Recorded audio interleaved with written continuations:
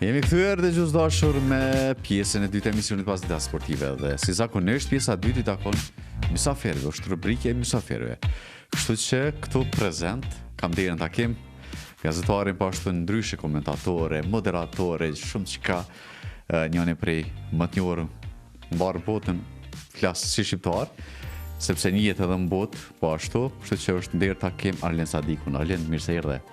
Përshëndetje bes kënaqësi për mua.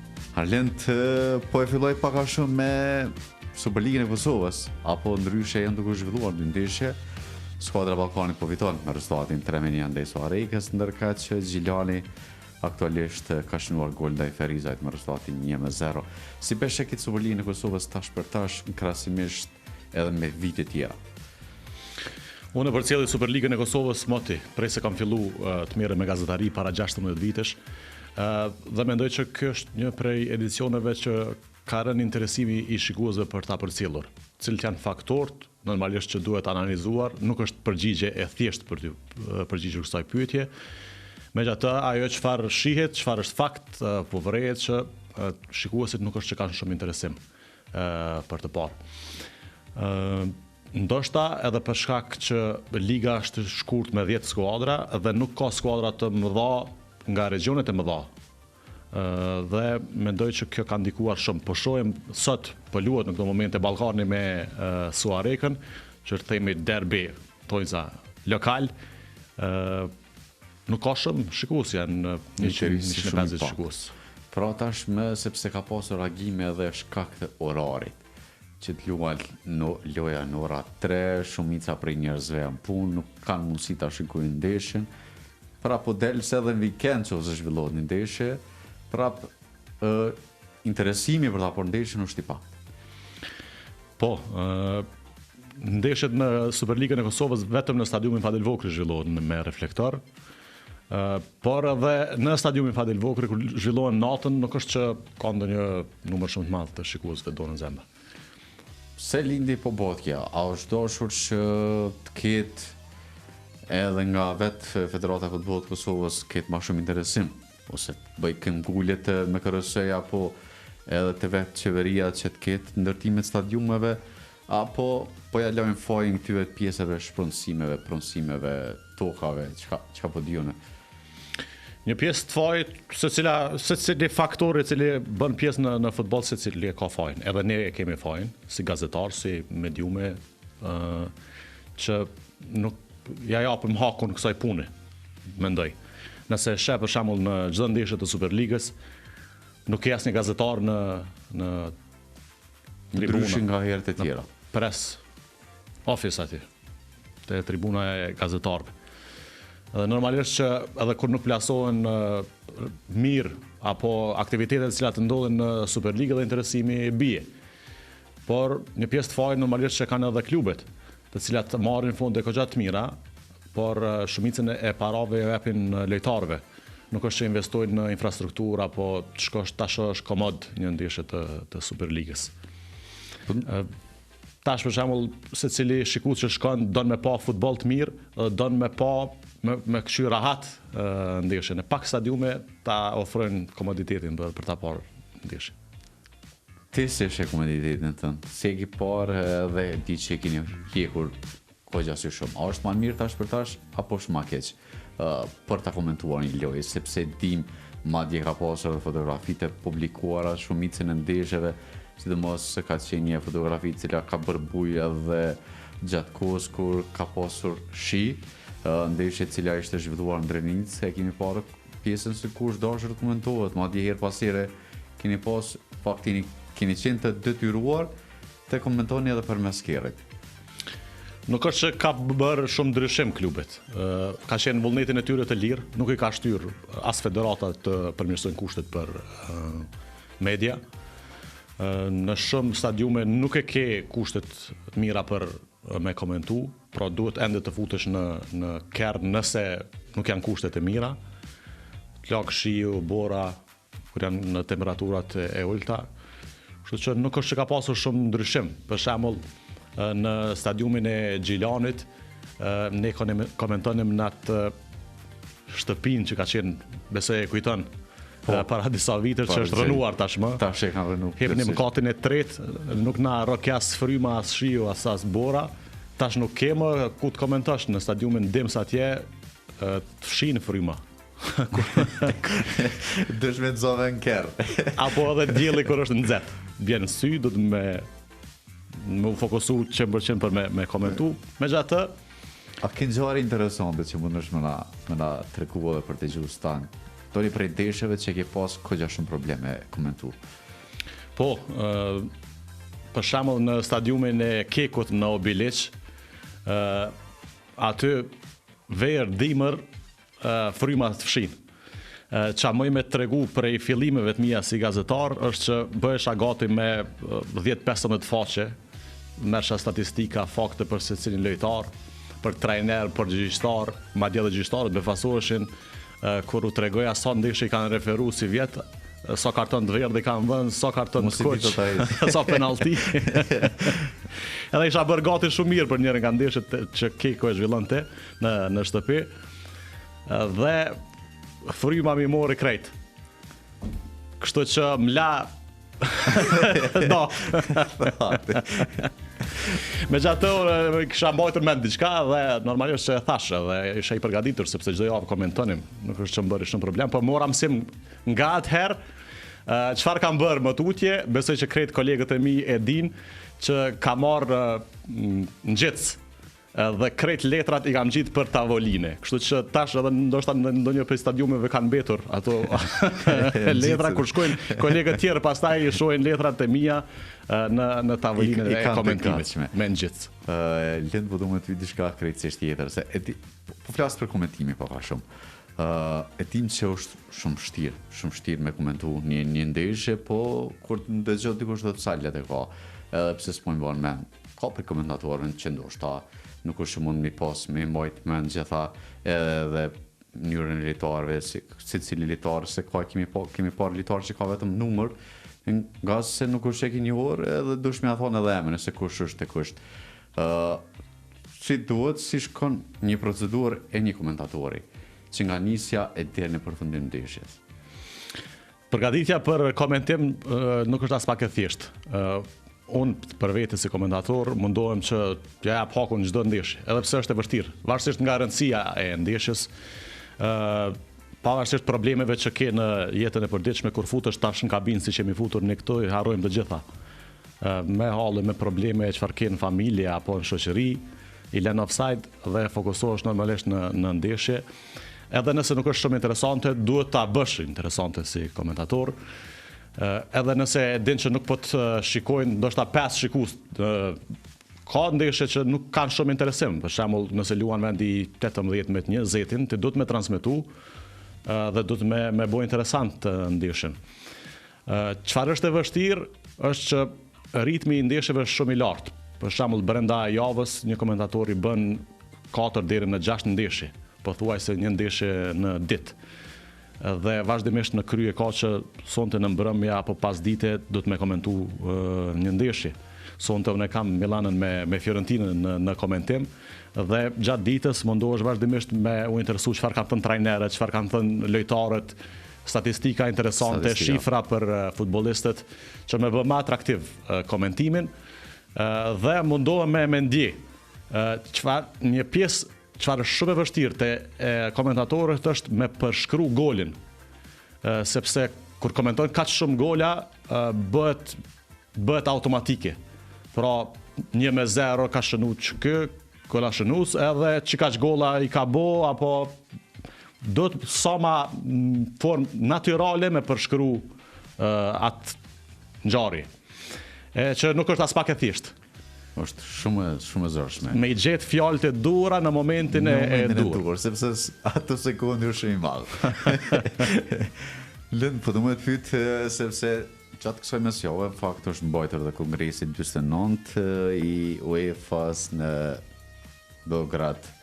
Pra kemi parë edhe një farë lloj fillime, ka qenë një farë video e cila është publikuar nga kryetari i Federatës të Futbollit të Kosovës, Akim Ademi, e që në përgjithësi o marë si akt historik duhe ditë që nuk është se kemi arritër shumë herë ta vendosmi flamurin e Kosovës.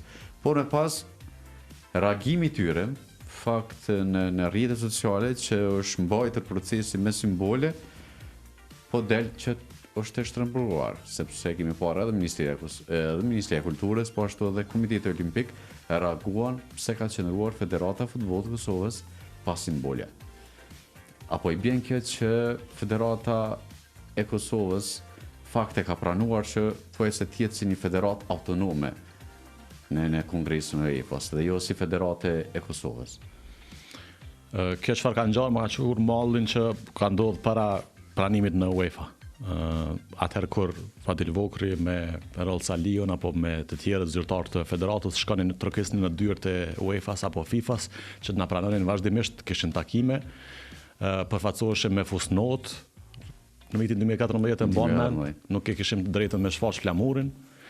E që prej 2016 kur jemi pranuar në UEFA dhe në FIFA, në çdo kongres është rregull i UEFA-s që çdo antari, çdo 55 antari që është në UEFA t'ja shfaq simbole shtetërore, flamurin, siç e kanë pasur të gjithë të tjerët. Vetëm Kosova nuk e pati gjatë kongresit në UEFA. E pati para në korridorin e sallës Sava Center që u mbajt në Beograd, por rezultati i krejt shfaqjes që u dha një ditë para kongresit ishte që nëse shfaq flamurin e Kosovës në Beograd, të nesërmën ta heqin dhe UEFA është në rregull me këtë. Dhe askush nuk bëri zë për këtë problem. Madje edhe i mbrojtën. Në një farforme po, nëse shtrembron realitetin dhe thua që ne kemi pasur flamurin duke mos e pasur, kjo është themi hipokrizi. I kishim pas publikuar një fotografi e cila ka qenë vetëm gjatë hyrjes. Madje gjatë kongresit nuk ka qenë. Domethënë kemi qenë pas simbole, gjë që nuk është dashur të pranohet fare nga. Unë kam përcjellur kongresin mbi 4 orë që ka qenë në transmetim të drejt për drejt në faqen e zyrtarit të UEFA-s dhe flamurit e Kosovës kanë qenë prezent. Por çfarë ka bërë që të hiqen ata është reagimi i Federatës së Futbollit të Serbisë që në orën 8:30 të mëngjesit ka lëshu komunikat duke kërkuar falje popullit të Serbisë për shfaqjen e flamurit të Kosovës një ditë më herët dhe ata bën me dije që flamuri do të hiqet. Dhe a e hoqi Federata e Serbisë apo a e hoqi UEFA është pikpyetje. Megjithatë doli komunikimi zyrtar që e bëri Federata e Serbisë dhe flamuri u hoq. Dhe ne nuk reaguam. Madje nuk reaguam as kur presidenti Çeferin e ofroi mundësinë në fund të kongresit duke i ftuar delegatët që të ngriseshin dhe të shkonin apo të bënin pyetje apo të ngrishin çështje të tjera. Po. Nuk pa reagimi kur gjahej nga asnjë. Shumë kush ka thënë pse për shembull nën presidenti Duka nuk u ngrit duke qenë se ai është shqiptar dhe është bërë një padrejt shqiptarëve të Kosovës. Ka flamurin e vet. Por nëse ti si zoti i shtëpisë nuk reagon, nuk mund të më me reagun. Normal, kuptohet. Lind po du ndal ende pak shumë, po ndalim tek një pjesë tjetër e cila tashmë ish sekretari i përgjithshëm apo ndryshe kanë edhe ushtrues detyre i sekretarit të përgjithshëm të Federatës së Futbollit të Kosovës, bëhet fjalë për Tauland Hodaj. Një gjë që tashmë ka bërë si temë, bëhet fjalë për Federatën paralele të Serbisë, e cila është brenda Kosovës. Gjë që kemi bërë çdo herë na e kemi publikuar që po zhvillohen ndeshje, pse kaq vonë? Pse mendon që kaq vonë kur është të rrekur nga pozita e tij?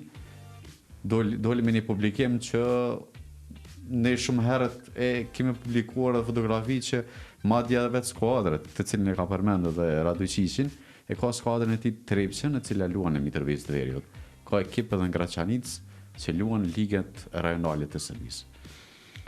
Radojqići ka muaj, po bën edhe vite që nuk shkel territorin e Kosovës. Po ekipi i luan. Edhe nëse përmendet kaq vonë, është vonë për me reagu, unë mendoj. Pse bën, cila është tendenca e këtyre paraqitjes fakteve, nëse janë fakte, sepse ne nuk mund t'i konsiderojmë të tilla, sepse janë dhënë vetëm nga njëra palë, themi, siç është Tauland Hodaj, që ka qenë sekretar në Federatën e Futbollit të Kosovës. Por është shqetësuese, pavarësisht që është shfaqur disa muaj më vonë dhe besoj që duhet të merren institucionet me këtë deklaratë. Nuk është e vetmja, ai nxorri edhe disa pika tjera shqetësuese që askush nuk po mirret themi me to, as institucionet fare, as Federata e Futbollit të Kosovës nuk i shën pesh, nuk japin pas pare për atë punë. Dhe kjo ndodh në vendin tonë, nuk është themi çudi. Po ndodh gjithçka. Strategjia e Federatës së Futbollit të Kosovës gjithmonë ka qenë jo vetëm e Federatës, por përgjithësi e krejt institucioneve që ndodh diçka, rritet, flitet dhe pastaj shukatet kjo punë dhe vazhdojmë tutje. Kështu do të ndodhë edhe me kongresin e UEFA-s në Beograd. Edhe një tritit edhe mbyll kjo punë. Lënd po duhet të pyet diçka me këtë pjesë të kongresit edhe në lidhje me reagimin e MKRS-s, a është një plus për MKRS-n që mos ta licencojë Kosovën, fakt Federatën e Futbollit të Kosovës me cilën se kanë nejtur ato edhe pa simbole? Nuk mendoj që ndërlidhet kjo. Në reagimin e Ministrisë, po ashtu edhe Komitetit Olimpik të Kosovës nuk është përmendur fare reagimi i Federatës, por thjesht është injoruar dhe kanë parë gjendjen faktike në teren që flamuri i Kosovës nuk ka qenë në kongresin e UEFA-s gjatë mbajtjes së punimeve dhe kanë reaguar. Unë mendoj që do duhet të kërkojë llogari edhe nga delegatët e Federatës së Futbollit të Kosovës, sepse më shumti klubet dhe delegatët punëtorët sportiv i përfaqëson kryetari i federatës. Na përfaqëson të gjithëve neve, edhe si popull, duke qenë se futbolli është sporti më masiv në botë, kryetarët e federatave kanë themi rol shumë të madh. Besoj e din kur zhvillohen ndeshje Kosova nëse luan me Francën, do ta kesh presidentin e Francës prezent pranë kryetarit të federatës, e që nuk ndodh me sporte tjera në ping-pong apo në handball apo në basketball. Që pesha e futbollit është shumë e madhe dhe përfaqësimi i kryetarit të federatës duhet të kuptohet që është shumë i rëndësishëm në këto institucione, sidomos në këto evente siç është kongresi i UEFA-s. Duhet ta bëni pyetja, a jemi argat Serbisë pavarësisht që e potencojmë të vërtetën në rrjetet sociale? Është vështirë me gjetë njerëz që flasin të vërtetën kundër saj. A dim se është bërë vështirë, sepse është një numër shumë i madh i njerëzve të cilët marrin para nga futbolli. Dhe atë e kanë bukë të gojës.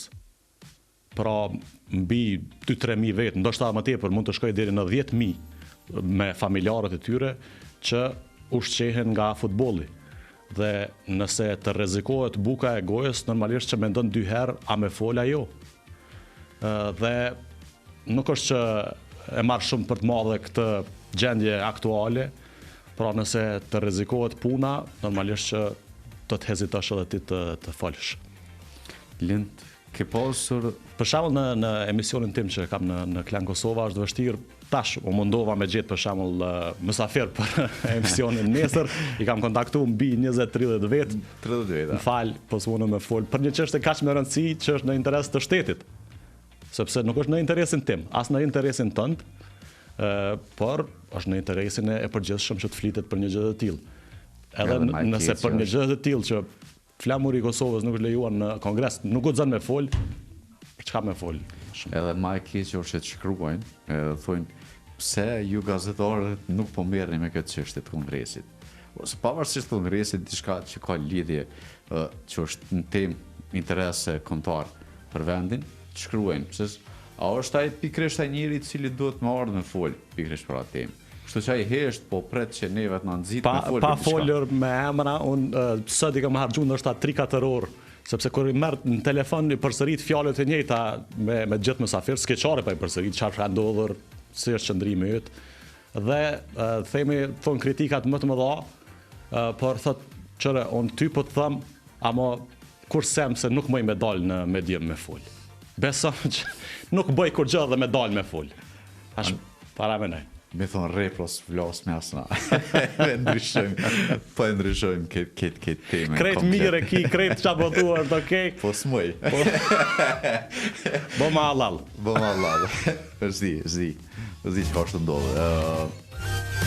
Lënd kësim një prej ndeshjeve që është por buja edhe në rrjetet sociale pjesa që ke bërë edhe Shqiponian, kështu që mundesh me bëllë këtu Shqiponian pa problem. Këto se kam problem me bu. Nashta sëm për jashtë. Jo. Ai ke rregullora fortet, ende me kënd. Me UEFA-n. Përjashtimi ka qenë vetëm gjatë kampionatit evropian, kështu më është deklaruar zyrtarisht, dhe me njerë pas evropianit ka marrë pjesë në evente tjera edhe në Champions League, në Europa League, po ashtu edhe në kombëtare të ndryshme, përpos të Kosova që nuk po akreditohen nga Federata e Futbollit tonë. Kemi numër të madh se s'po akreditohen. Ndryshe nga gazetarët tjerë, unë vazhdimisht jam akredituar nga UEFA në këto vitet e fundit.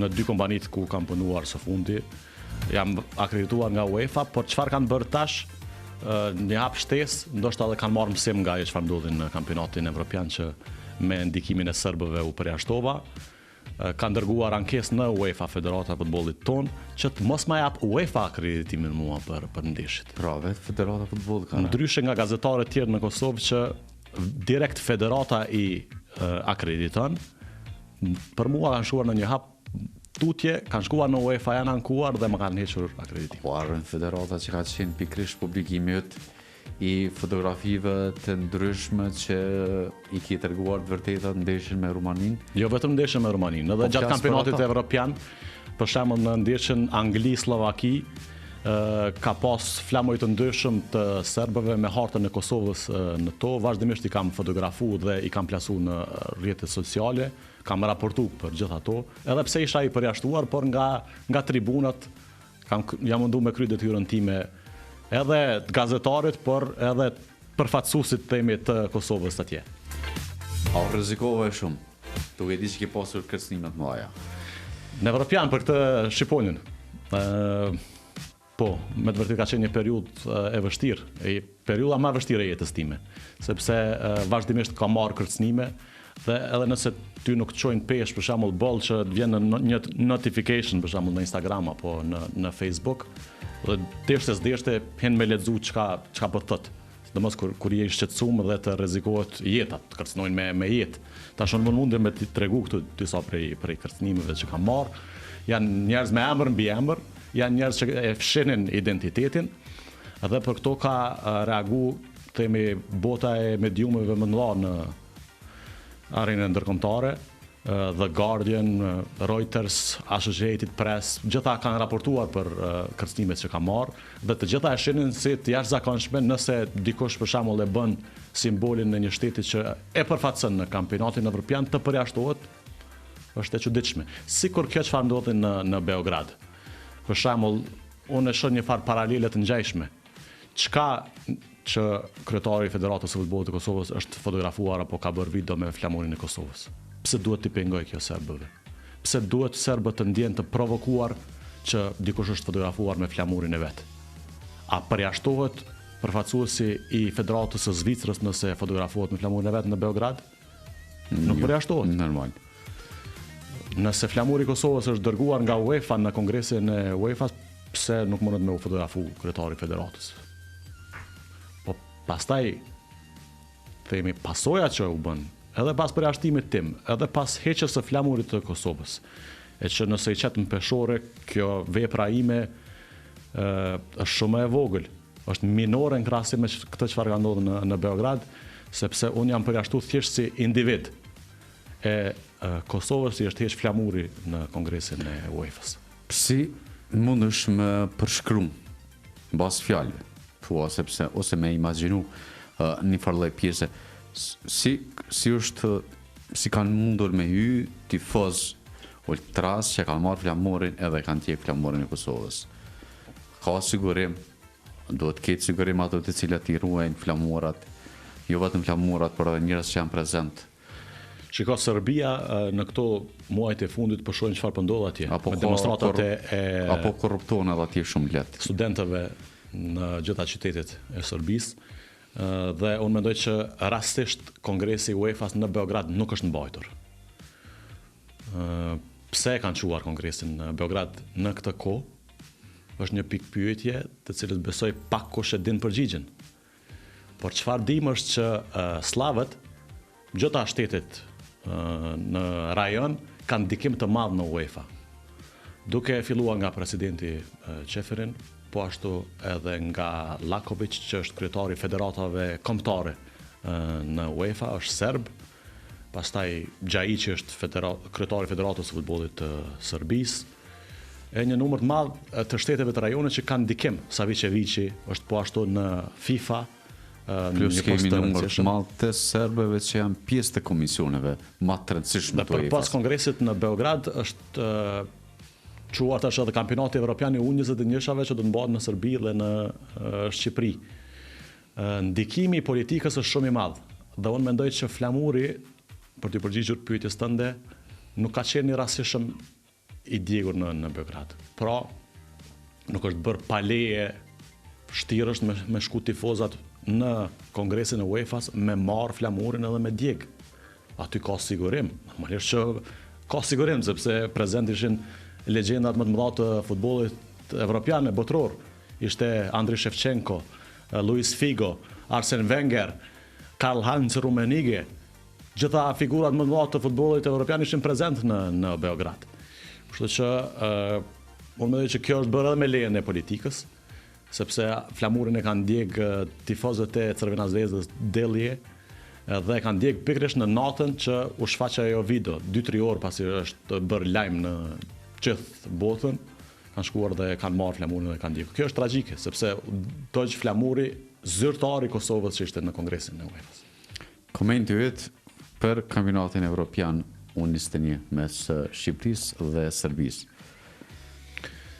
Kjo është ajo çfarë ndërlidhet me ato çfarë i thash pak më herët, që po mundohen ta ndihmojnë futbollin e Serbisë, njerëzit të cilët kanë ndikim në UEFA, pse po mundohen ta ndihmojnë që ta zhvillojnë infrastrukturën e cila ka qenë jashtëzakonisht e keqe në këto vitet e fundit. UEFA ka dhënë fonde të mëdha në stadiumet në të cilat do të zhvillohet kampionati evropian në Serbi, është bërë renovim i madh, investim shumë i madh, me miliona para janë investuar në ato stadiume. Por nuk ka mundur që vetëm Serbia të organizoj kampionatin evropian. Me këtë organizoj, mos leti ka qenë me Shqipërinë. Edhe pse nuk janë shtete fshinje, Serbia me Shqipërinë nuk kufizohet. Cili është interesi i Shqipërisë shembull që të organizojë kampionat evropian me Serbinë? Interesi më i madh është pjesëmarrja në kampionat evropian, që automatikisht kualifikohet. Dhe normalisht që do të thithen edhe fonde të mëdha, sepse organizatori merr fonde nga UEFA, dhe unë mendoj që presidenti Duka ka shikuar edhe interesin financiar dhe nuk ka shikuar shumë çfarë thon shqiptarët e Kosovës. Proklamohet që ne duhet të shikojmë nga e ardhmja dhe sporti të jetë si një urë bashkimi mes njerëzve, por si mund të jetë bashkim kur gjena dëgjën flamurin në Beograd dhe na hoqën.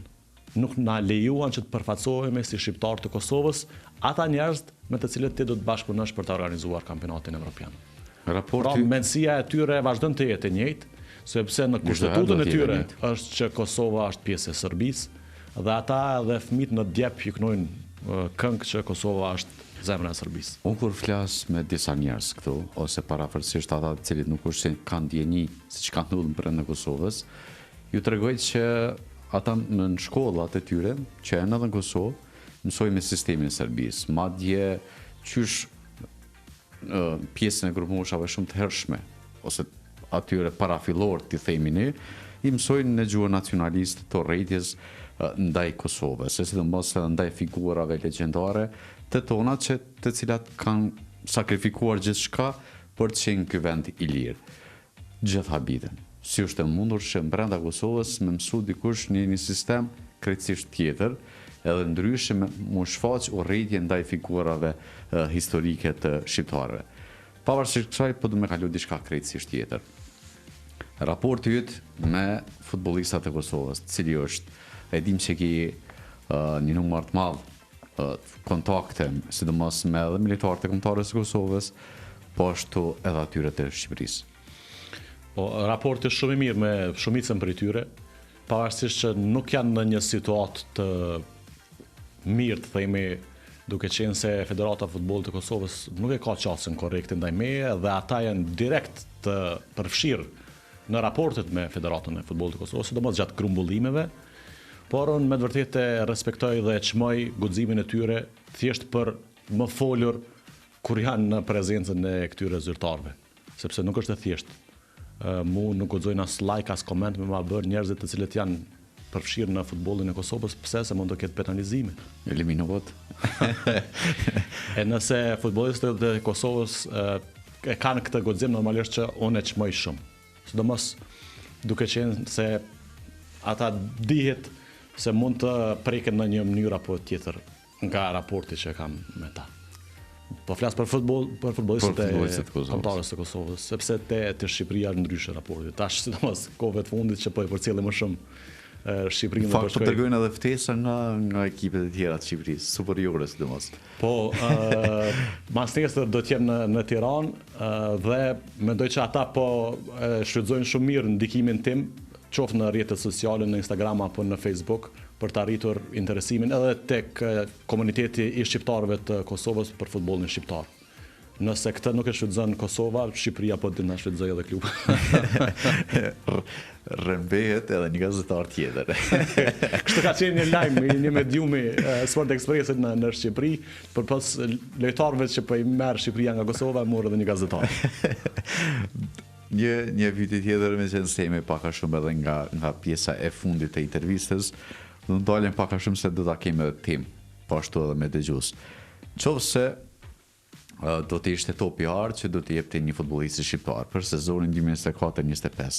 Cili mendon që do të ishte ai futbollist që do ta meritonte në mënyrën e paraqitjeve, po ashtu edhe me suksesin që po e krijon tani për tani? Në këtë edicion, po thua aktual, unë mendoj që është Amir Ramani. Për sukseset që po ka si vjet, edhe me kombëtarën e Kosovës që u promovua në Ligën B, po ashtu edhe me Napolin që themi po lufton për titullin e kampionit që do të ishte i dyti në karrierë për të. Zhegrova ka pasur po ashtu një sezon shumë të mirë, megjithatë lëndimi që e ka mundu në 3-4 muajt e fundit, 4 muaj gati po bën që është jashtë. Po nga 10 orë jashtë. Nuk më lën që të them për si vjet që është Zhegrova. Pavarësisht që në fillim të sezonit, në verë ishte faktori kryesor që Lille kualifiku në Champions League. Besoj të kujtohen ato ndeshjet kualifikuese. Dhe pastaj po ashtu edhe në fazën e ligës kundër Realit që u zgjodhi në riu i ndeshjes, po ashtu kundër Juventusit që bëri atë debërtim dhe asistimin fantastik për Jonathan David. Sidomos ndaj Atletico Madridit. Dhe goli ndaj Atletico Madridit, pra ka pasur disa epizode shumë mira edhe Zhegrova gjatë këtij sezoni. Por në konsistencë nga fillimi i sezonit dhe deri tash mendoj që Ramani do të ishte. Me qenë se ki je afërt pak a shumë, edhe me disa prej futbollistëve. Mendon që Zhegrova do ta bëjë një kalim në verë tek Barcelona, me qenë se është përmendur? Pjesa e Barcelonës më shumë është bërë buj, është fake news. Sipas informacioneve që unë kam. Është përmendur nga një menaxher shqiptar, i cili ka qenë vetëm ndërmjetësues. Dhe pastaj mediumet në Spanjë i kanë cituar mediumet në Kosovë që kanë raportuar këtë lajm. Nuk është që ka qenë burimi i mediumeve spanjolle. Spanjolle, po. Që Barcelona themi është duke e transferu Zhegrovën. Por pastaj këto mediumet tona, siç ndodh shpesh, kjo më ka ndodhur shumë shpesh në karrierën time, sepse jam cituar nga qindra, për të thënë mira mediumet ndërkombëtare. Kur unë kam shkruar një lajm, e kanë marrë mediat e huaja, Gazeta dello Sporti, Sport.es, Mundo Deportivo, Guardian, mos flasim për shumë mediume që më kanë citu, e mediumet e Kosovës nuk më citonin mua, por e citonin që po shkruan Guardian që Zhegrova po shkon në Milan apo dikun tjetër, por që kishte bisedime. Po interesim pak a shumë me të huaj më i mirë, se nëse me ato venduar. Orlin diçka të fundit ki. Të falenderoj shumë për ftesën, me të vërtet ishte kënaqësi për mua që të flisnim, sepse kemi shumë besoj çka me fol. Të është veç kjo pjesa hyrëse do ishte. Herë tjetër do t'ja fillojmë edhe pjesën e kapitullit dytë. Dhe uroj që të keni suksese edhe ju si medium dhe si gazetar, po ashtu bashk ta çojmë përpara këtë kauzën që e kemi, themi, për cilën jemi betuar si gazetar. E që pak gazetar janë duke t'ja bërë hizmetin siç duhet dhe me etikën profesionale të gazetar. Shpresojnë të thjellën, me qenë se nga njerë po krijohet gjithçka, jo vetëm në fushën e sportit, po edhe në fusha tjera, vetëm për klikime. Shpresojnë që të kthjellem edhe të fillojmë të rikthejmë asoj kauzës që jo vetëm sportin, po çdo fushë tjetër ta dërgojmë në një nivel pak më ndryshe, pak më lart se sa nga ajo si çfarë jemi mësuar tash e gati afërsisht 25 viteve, kështu që nga pas lufta, sidomos edhe nga pjesa e pranimit në instancat më të larta, jo vetëm të futbollit, po edhe sporteve të tjera. Faleminderit shumë. Atëherë, dëgjues dashur, kishim së bashku me gazetarin, poshtë komentatorin e moderatorin e njohur Arlin Sadiku. Ne do të shkëputemi